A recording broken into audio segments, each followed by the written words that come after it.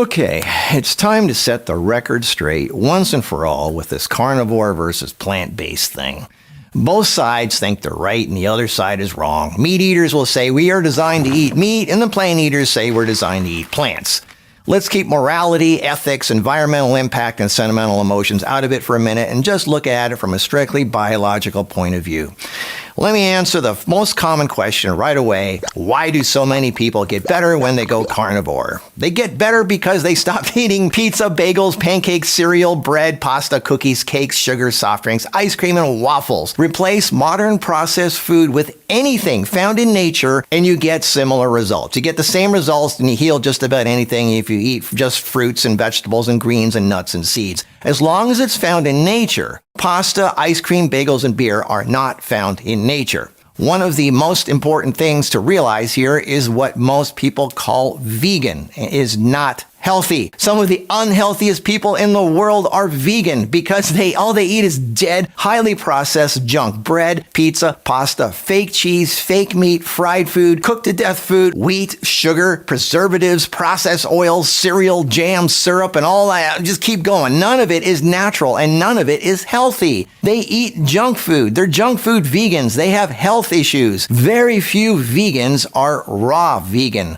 but raw vegans aren't off the hook either. Most of them are basically fruitarians because fruit is sweet and it tastes good, and all they eat and drink is sweet stuff. Mangoes and bananas and watermelon and grapes and sweet fruity smoothies and tons of orange juice. Sugar, sugar, sugar, sugar. This is also not natural. If you were plopped in nature and you were forced to survive, you would not find a lot of sweet stuff. Most of what you'd find out there would be bland or even bitter, and bitter is actually good for you. It stimulates digestion and it helps clean the liver. Sweet stuff feeds bacteria, fungus, yeast, mold, and parasites, and fruit is half glucose, half fructose. Those are sugars. The body cannot use fructose, so the liver has to work overtime to convert it to glucose so the body can use it. Do not misquote me here. I am not saying to not eat fruit. There's nothing wrong with eating fruit, but you can't live your whole life eating nothing but sweet fruit. Even monkeys know to eat half green and half fruit, plus occasionally some bugs and some other unmentionable gross stuff. If you're mainly fruitarian and your hair is thinning and your teeth are starting to rot, you might want to read my book, Heal Yourself 101, which describes the biggest mistakes that raw vegans make and how to do it right. Okay, number 2, the paleo argument. People think paleo means cavemen with spears hunting woolly mammoths, right? And they were healthy and had long lives and we should eat like them too. Well, scientific studies analyzing paleo poop found most of what they actually ate was plants and roots. They scavenged whatever they could. It's a lot easier to sneak up on a berry bush or some roots than an animal. And yes, they did eat some animal foods, which they did when they could, but you always hear meat eaters say, our ancestors ate this way. No, they didn't. Well, they ate whatever they could. They were omnivores. They ate a little bit of everything. The average lifespan of a paleo caveman was around 30 years. That doesn't sound like the fountain of youth to me. Okay, the human body can survive on just about anything. It's one of the most amazing machines ever created. Not many creatures on this world can adapt as much as we can in order to survive. Now notice I said the word survive, not thrive. There was a guy who ground up his car into a powder and then he ate it. He ran it through his body and he survived. Then he says, oh, this is great. Then he did the same thing with a small airplane. Now, does that mean we're supposed to eat cars and airplanes? The body is very forgiving. It's very forgiving. It is designed to tolerate a heck of a lot.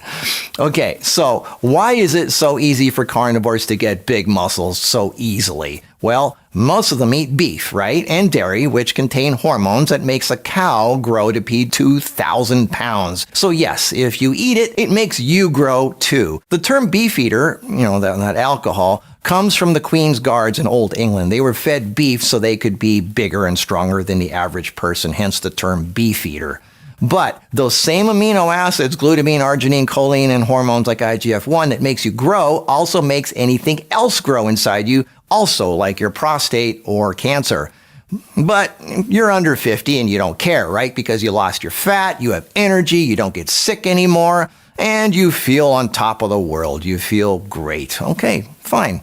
On the other hand, there are also lots of vegan bodybuilders out there, and of course the first thing everybody says is vegans can't look like that without steroids. It's the most predictable brainwash cliche out there. What those commenters fail to comprehend is that those muscles are still made of protein. If all they're eating is plants, then obviously they're still getting their protein from plants. Steroids do not make muscle. Those are messengers, just like hormones. They tell the body to work harder and faster, like adding more construction workers so the house can be built faster.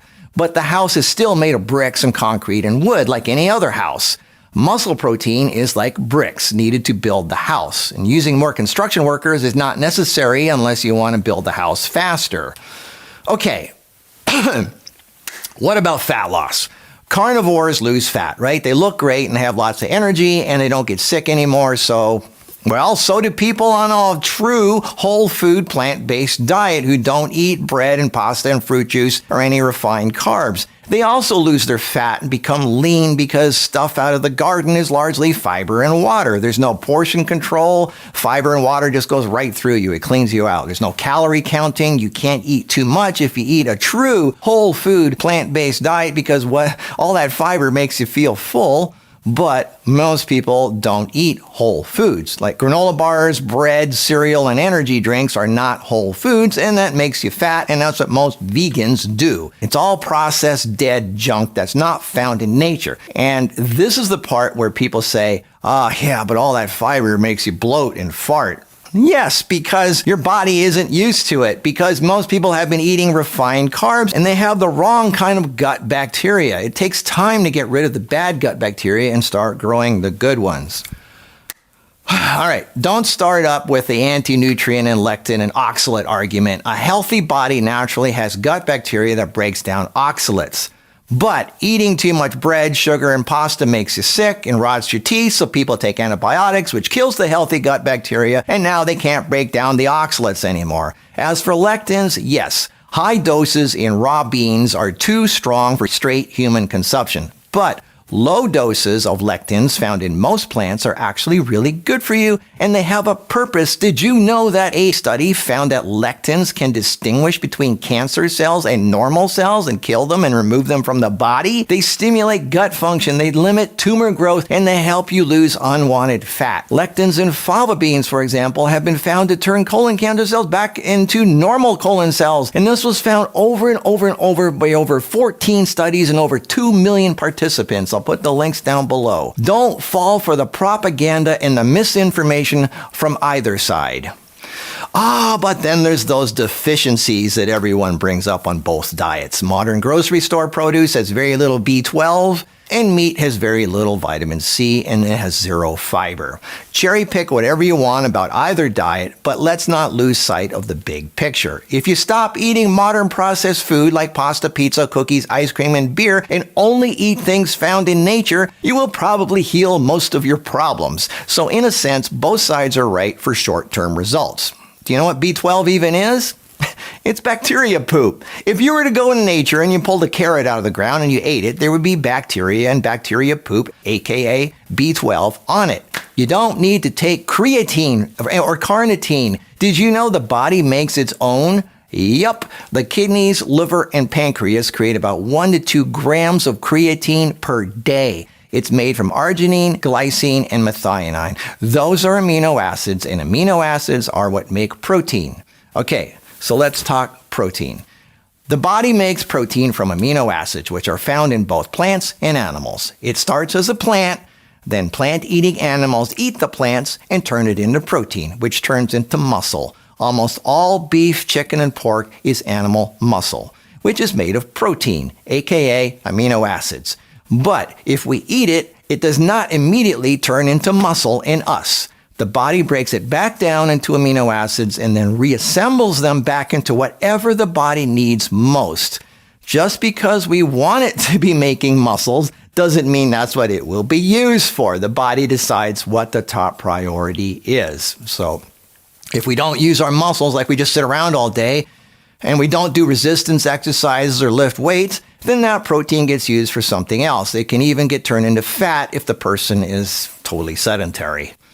Animal meat is easy to turn into protein for humans because the work of the assembling the proper ratios of amino acids has already been done. Plants can also give us the amino acids we need, but sometimes the ratios are different, so several different plant foods need to be eaten to get the proper amino acid profile levels. But even though eating animals is an easier way to get the proper protein ratios, there are issues, like animal products have zero fiber, which our body needs because fiber is the main food source of our much needed gut probiotics. And then there's the issue of hormones. Cow products especially have hormones that make them grow to be 2,000-pound animals. Doesn't matter if it's grass-fed or not. These hormones, if taken for an extended period of time, may again fuel cancer to grow, like prostate in men.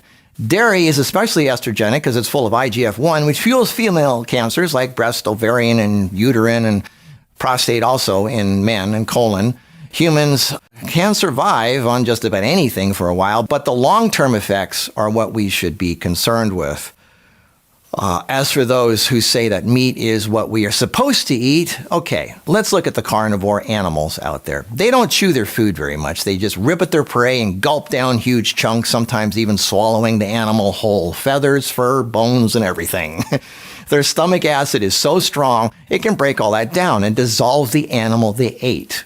Try swallowing feathers, fur, and bones sometime and see what happens. No, don't. Don't. Okay, you'll end up in the emergency room. Again, we are designed to be able to survive on just about anything if we have to. Plants, animals, anything. Nowadays, we don't have to kill animals, and heck, we don't even have to grow our own food anymore. We have this thing called grocery stores right now, so it doesn't look like much of a survival situation to me.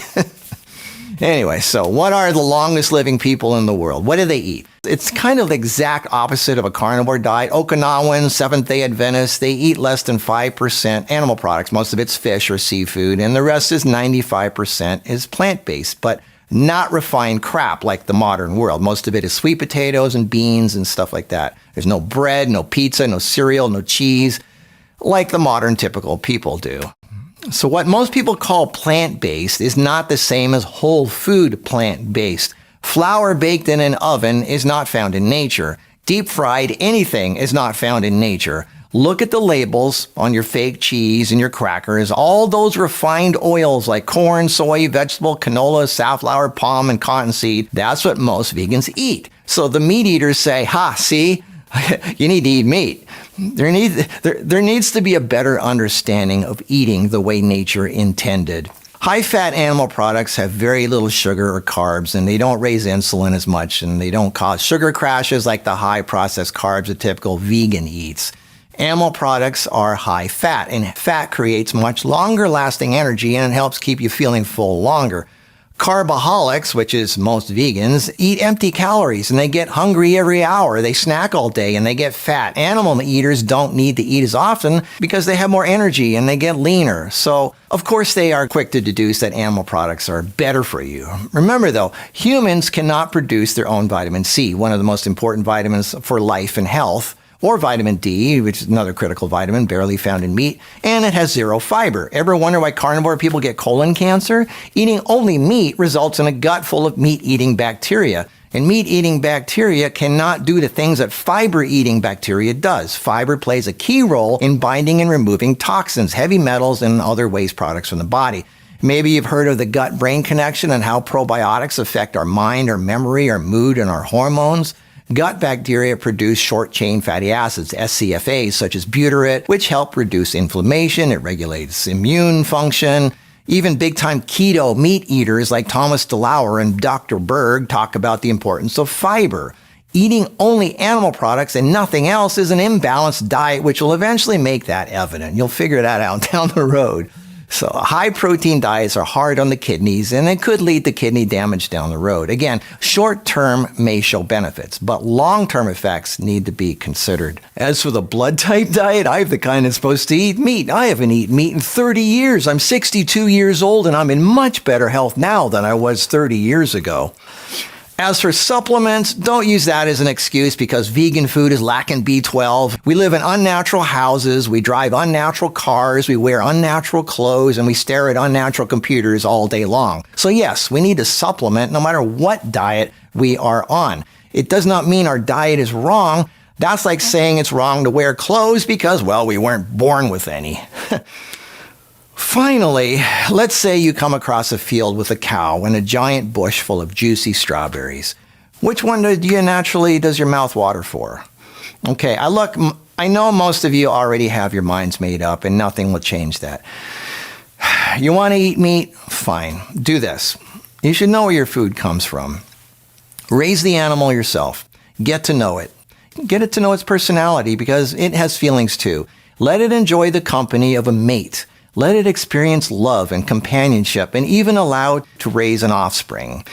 Then when you feel the need to eat animal flesh for protein, kill it. Watch the look in its eyes as life ebbs away from its body. Have a really good look at its last expression and how it looks at you while it's dying. Then cut it open, pull out its intestines and its heart, which were working fine just a moment ago, and think of what you did. Would you eat your dog or cat? Why not? It's protein. They eat dogs and cats in other countries. Do you seriously think you need to kill animals to eat? I mean, do you seriously think you'll be lacking something by eating only plants? Why do you think some of the world's top athletes only eat plants? The only thing most people lack is proper knowledge of biochemistry and body chemistry and biology. People simply believe what they are told or see on the internet, and they simply repeat what others have done forever. Sure, people have eaten meat as far back as we can remember. Does that mean it's healthy just because humans have done it for thousands of years? Humans also waged wars. They raped and killed and destroyed most of the planet for thousands of years. Does that mean it's right and we should keep doing it? Do you want to keep acting like a barbarian? Okay, look, the choice is yours. But if you feel so strongly about eating meat, then take some responsibility and do it yourself, just once. If you want to eat an animal, kill it yourself and see what it's like. Just see what it's like. See how you feel afterwards. Search your soul. Does it really feel like the right thing? Is it really necessary? As with many things in life, just because you can doesn't mean you should. And no matter what diet you choose, pick whatever one you want. It doesn't matter what diet you choose. The general rule is eat things you find in nature as close to the form that you find it in nature. An apple is healthy, but apple pie is not. Animals are obviously found in nature, but we are not designed to eat just animals exclusively. That's where people veer off into extremism. Yes, people get better eating keto and carnivore, not because of the meat, but because they are no longer eating pizza, beer, ice cream, pancakes, cereal, and chips. Raw vegans have the same health results. And on the other hand, vegans are some of the unhealthiest people because they eat processed food, fake meat, fake cheese, mayonnaise, bread, pasta, pizza, cookies, cereal, and they drink lots of high sugar fruit juice so they get sick, right? And the carnivores say, see, I told you so. Extremism in either direction is not a long-term realistic goal. People do not need to kill animals to be healthy, but it is possible to be much healthier either way if it's straight from nature. One of the worst diets is a high-carb, low-fat diet, which is why so many women end up having their gallbladders removed and end up with thyroid issues. There are plenty of healthy fats in the plant world. The choice is personal, but it's not necessary to kill animals to be healthy. Eat whatever you want, but if you get cancer, I highly suggest switching temporarily to an all-plant-based, whole food, minimally cooked diet. Red meat has arachidonic acid, that accelerates cancer. Chicken and turkey is high in choline, which converts TMAO, which fuels cancer growth. Dairy increases IGF-1, which makes cancer grow faster and more aggressively. And if you're raw vegan, know that nuts and seeds and sugary fruits also feed cancer. And if you have cancer, whatever you do, do not go on a fruit juice fast like some influencers are dangerously saying. Sugar feeds cancer and amino acids, aka protein, make it grow. It doesn't matter if it's eggs, red meat, chicken, turkey, dairy, nuts, seeds, or tofu. You cannot cheat nature. It always wins. So no matter what you choose to eat stuff you find in nature as close to the form that you find it in nature. Women, don't let your carb and dairy addiction kill you. The bread, the cheese, the pasta, and the ice cream just isn't worth it. And men, eating meat doesn't make you a man. Strength of character, integrity, discipline, and how you treat others does.